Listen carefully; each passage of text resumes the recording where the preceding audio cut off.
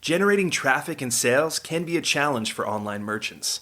But selling on the Walmart Marketplace puts your products in front of millions of customers who shop on Walmart.com. And right now, sellers who join Walmart Marketplace can save up to 50% on referral and fulfillment fees for the first 90 days.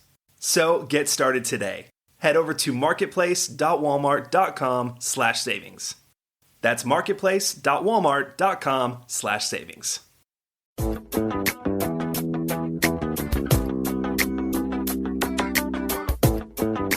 Welcome to E-Commerce Conversations, a weekly podcast focusing on e-commerce topics featuring interviews with prominent people in the e-commerce space.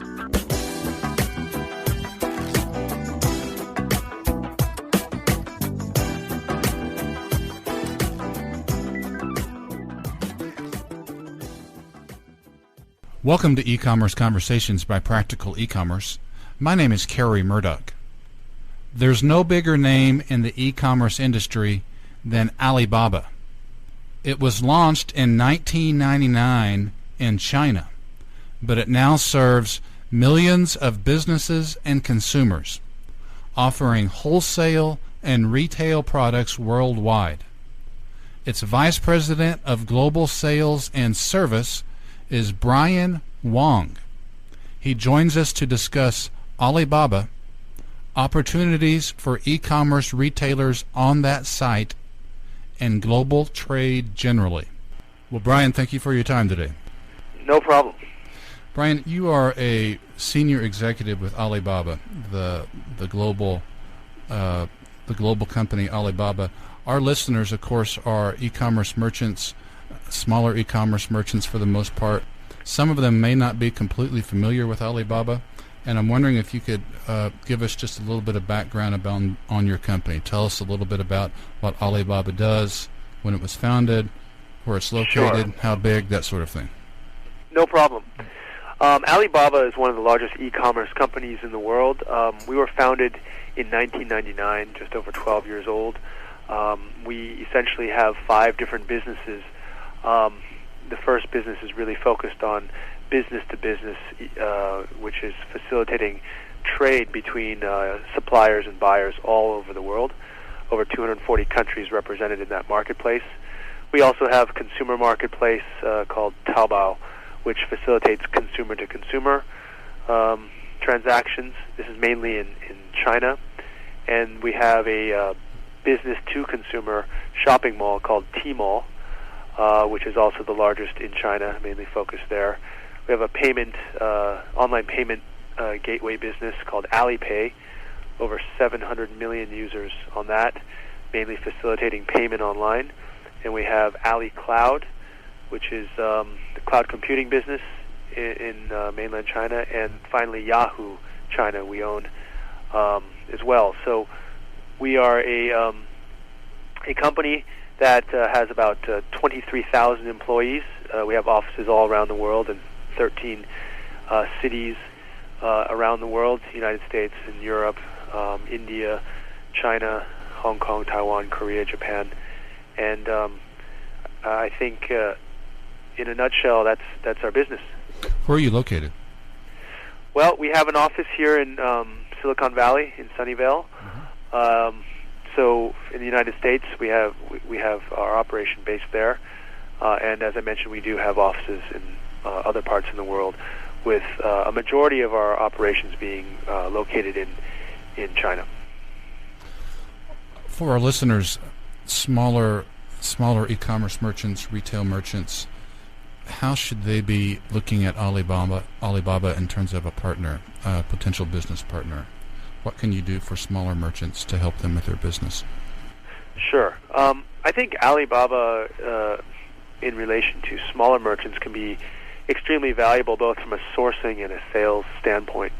Alibaba, the name everyone knows, is from the tale of Alibaba and the 40 Thieves, and there was a character that talked about, he used the words open sesame, and that's why we chose the name of the company, because we feel that open sesame really relates to this concept of, finding a little bit of magic and finding all of these treasures in the cave, which the Alibaba discovered. And Alibaba, the website, really is the same sort of concept. We've got, as I mentioned, over 240 countries represented in this business-to-business marketplace on Alibaba.com. And there are over 100 million products in 46 categories, everything from toys to textiles to jewelry to home products, electronics, you name it.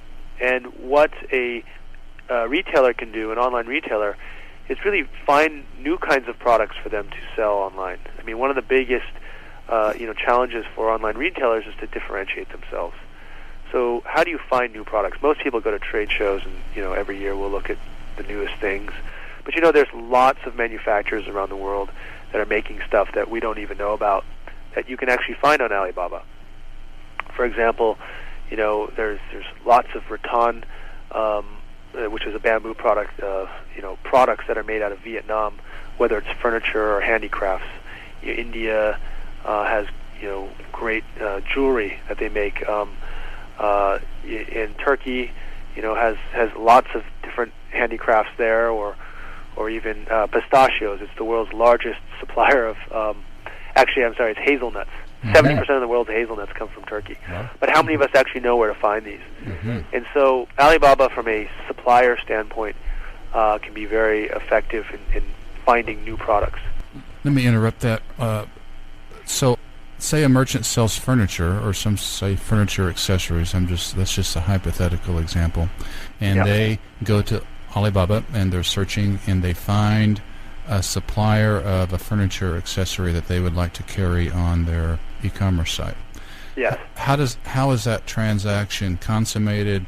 How does that whole thing work in terms of paying for it, getting the goods here, that sort of thing? Sure. Well, the first thing you do is identify the supplier based on the specifications you're looking for, the composition of the furniture, the type of furniture, etc. And you probably shortlist that using Alibaba search engine, Alibaba.com. You basically just type in the keywords and then you'll have a list. But oftentimes there's lots of suppliers, and so you narrow it down by region, by additional keywords. Once you identify that shortlist, then you would send to them through the Alibaba platform an RFQ to really understand, what the pricing is, volume requirements, etc. When you get it down to that level, then there's two different scenarios. One is if they're China-based suppliers, we have some additional services that we offer for factory inspection, product inspection.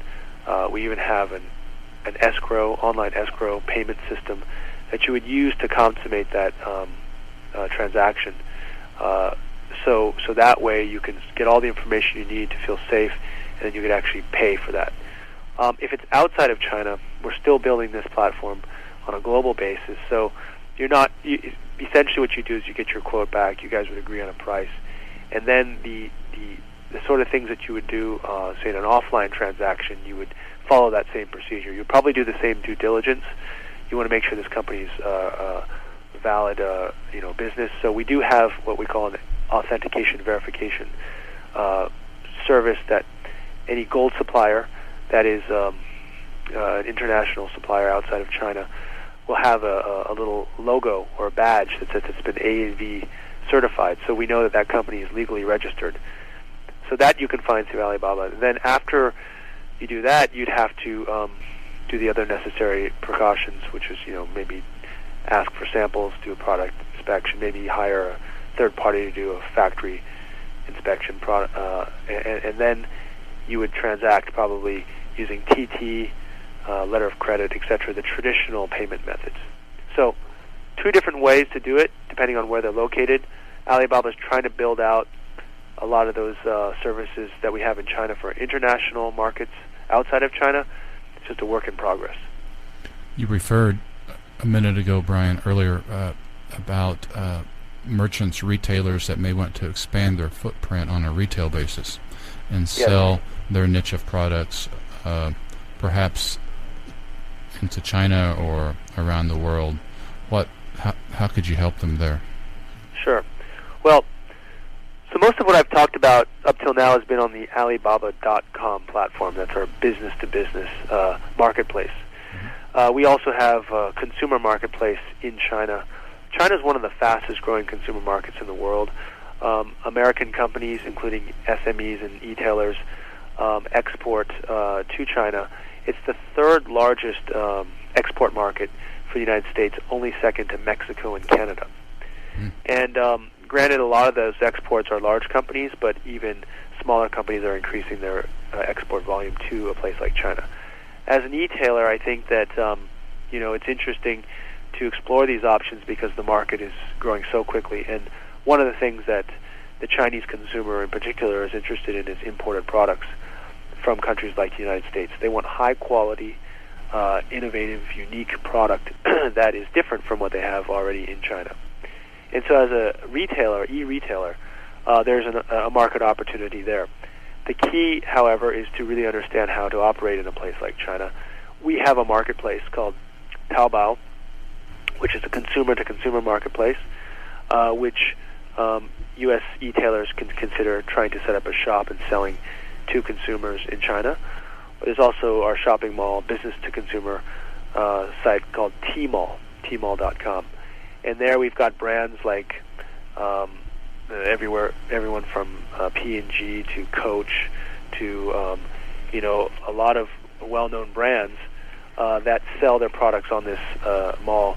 And if you're, if your business you feel is large enough to justify setting up a storefront on Tmall, then one can also sell through that channel. Direct access to the China consumer. How do you spell Taobao? Taobao is Taobao.com. And Tmall is Tmall.com. Now, I have to warn listeners before they go on that these websites are actually in Chinese language. So one of the things is that, to do business in China, you need to find someone that can help you with that. And the other thing is that, at least for now, there is a requirement that you set up you have to be an authorized sort of distributor in China to sell in China through the Tmall marketplace. So these are things that I would say are complexities of doing international trade, but they're not insurmountable. It's just that one would have to put in extra time to figure those things out beyond what they do, say, selling domestically. Let's discuss the market in China just for a sec. Brian, you've mentioned a couple of things about very fast-growing economy, of course. Give our listeners some perspective in terms of the size of that market, the size of the potential e-commerce market in China as compared, say, to the U.S. Okay. Well, as I mentioned, China's a fast-growing consumer market. BCG had a study out. They sized the market about 145 million online shoppers versus 170 million in the United States. China, however, has the largest internet population in the world, about 500 million internet users there today, and it's expected to continue to grow at a very fast rate. In terms of market size, compared to the U.S., I guess the United States, one would say in 2010, these are the latest stats I have, the market was about 176 billion. China this year is about 75 billion, but by 2015, they're expecting it to grow to about 300 billion. 2015. Is that, so that will 300 billion? 300 billion. 300 billion U.S. dollars. Correct. Okay, got it. So that should exceed the United States by 2015. So I think that those numbers should reflect that China today is close to the same size as America, but we understand the population is about 3 times the size of America. And granted that the per capita income in China is lower than the United States, already today the average spend of those who are spending money on the internet in China is roughly equal to those in the United States. About $1,000 per person per year is the average spend in the United States. In China is roughly about $900. So, I spent a lot of my time actually in the mainland, and when I see the level of activity the young people have on the internet for buying things, pretty much most of, I'd say, someone who's about 25 years old, people in the urban areas, I'd say about 75% of their purchases, whether it's cosmetics, clothing, electronics, is actually done online. Wow. For merchants contemplating China in one way or the other, should they be concerned on, it may just be that we're not familiar, at least I'm not as familiar with China as I'd like to be, issues having to do with fraud, intellectual property rights, copyright protection, that sort of thing, merchants going into China. What are your thoughts? Yeah. What are your thoughts on those? Yeah, I think those are valid concerns. I mean, I think this is something a lot of politicians are focusing on as well. However, my point on this would be that China is not that different from selling to other markets, except that the market itself is much larger. And then in terms of the risks of copyright infringement, fraud, I mean, those things are real concerns, but they're being addressed over time. Both the U.S. but also the Chinese government are taking much more action in terms of trying to address this issue in terms of IP protection. But I think just good, practical knowledge is that anything you sell to China, first of all, you want to make sure that you're building your brand that's associated with your products. Your products should be easily differentiable from the local products, whether it's the quality or the design. There's that risk. People will say, okay, if I sell a unique design in China, will it be replicated? I think that that really, if it's unique and people associate it with your brand, then you're building that recognition, and hopefully, if you have your own site, people will know that they can come to your site and buy an authentic, product. One of the surveys we've done on Taobao is that actually 95% of the people that shop on Taobao are actually looking for the authentic brand. They don't want to buy fakes. And so that's why our rating system is so important, is because anyone that's selling fakes is actually flagged, and the feedback is posted on their profiles.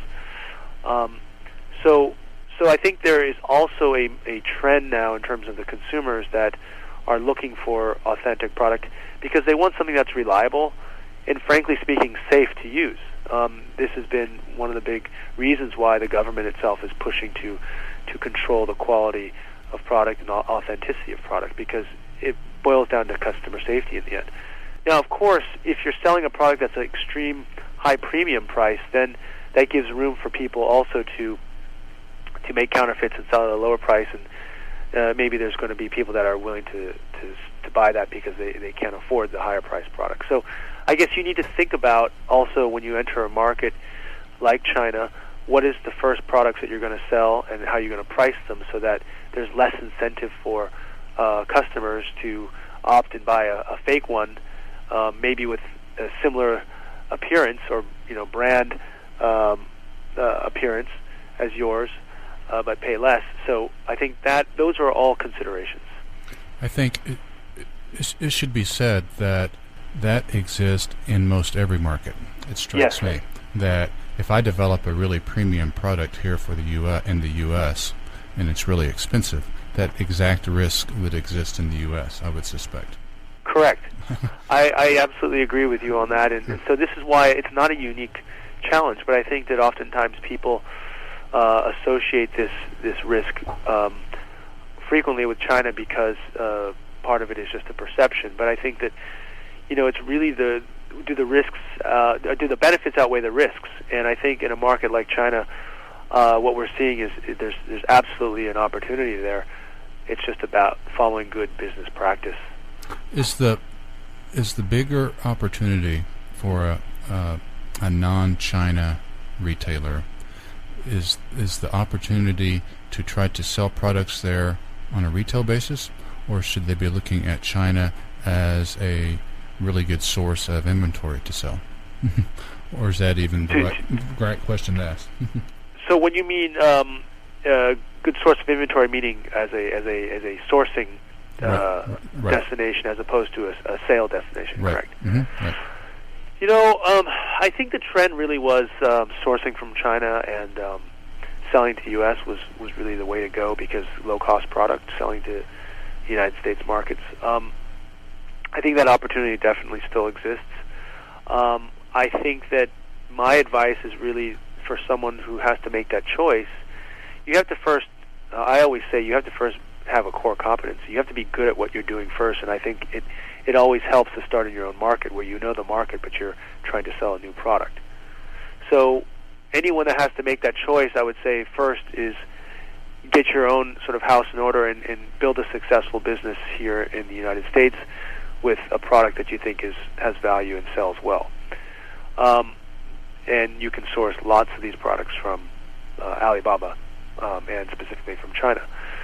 However, once that happens, if you feel the market is saturated, or even if you feel like competition in the United States is a point where you're not going to get that much more benefit from investing in that business, then it's a good time to look at new markets. And China is definitely one of those. And then what you have to do is build that capability to sell overseas. And as I mentioned, a platform like Alibaba has a number of channels that already has, imagine 370 million registered users waiting for you to post your products so they can buy them. That's what you have on Taobao and Tmall, 370 million users that are very, very active looking for international product. There's also, by the way, on Alibaba.com, if you are selling wholesale, you can sell your product to wholesalers that then would figure out the whole sort of domestic retail piece for you and then sell the products at retail, but they'll buy products from you in bulk. Mm-hmm. So there is that sales channel. So I think it's two separate considerations. One is first being good at what you do, familiar market but maybe new product, and second is a new market and maybe a familiar product, which is going export. And I would also add that there's a trend today where many of us probably heard the State of the Union. Obama talked about promoting job creation, but also as exports as a part of that job creation.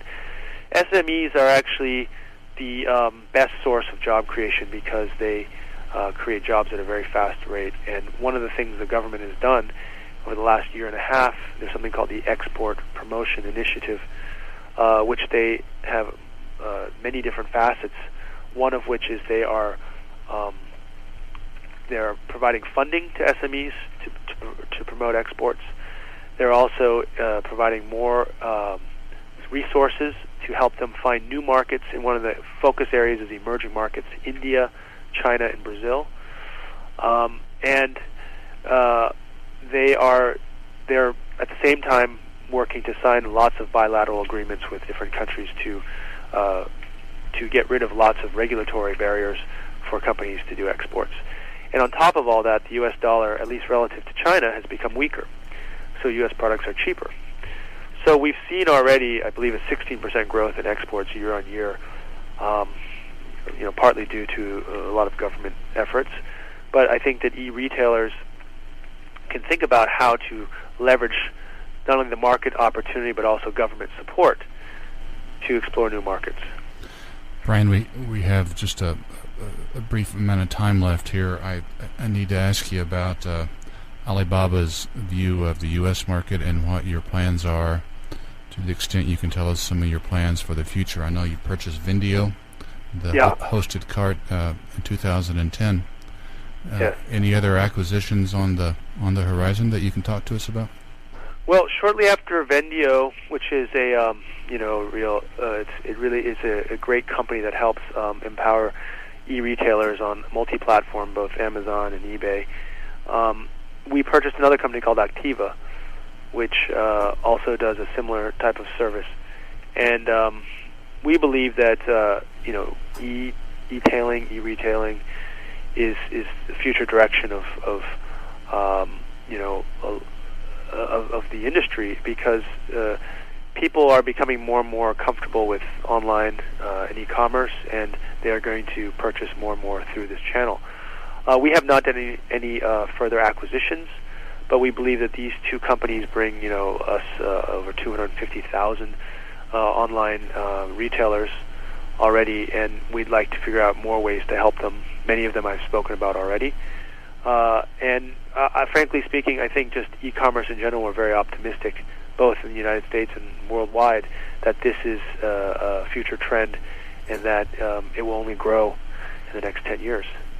So, have you ruled out future acquisitions in the U.S.?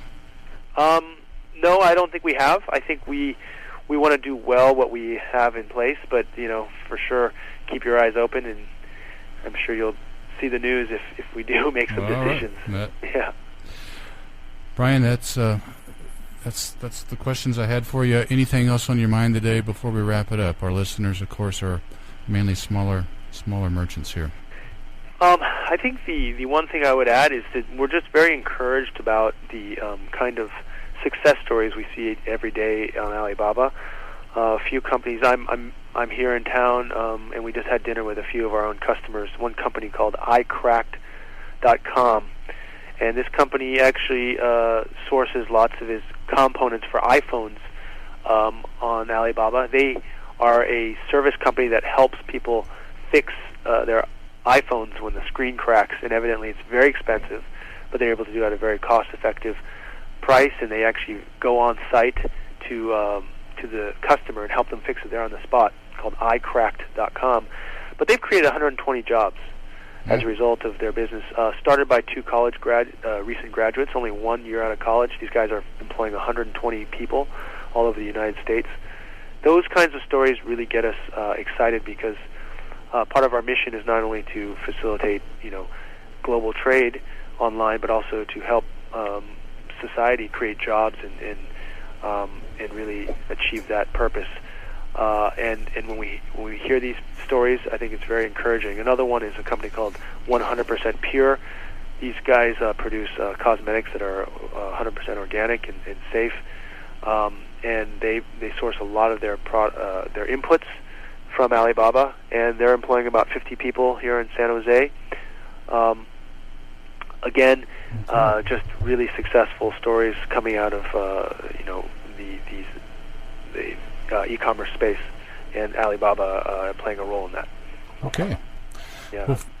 Well, for purposes of our listeners, we've been visiting with Brian Wong. Brian is Vice President, Global Sales and Service for Alibaba. That's the huge international e-commerce firm, one of the largest, if not the largest e-commerce firm in the world. That's Alibaba.com. And Brian Wong, the Vice President, Global Sales and Service. We thank you for your time today, sir. Thank you very much.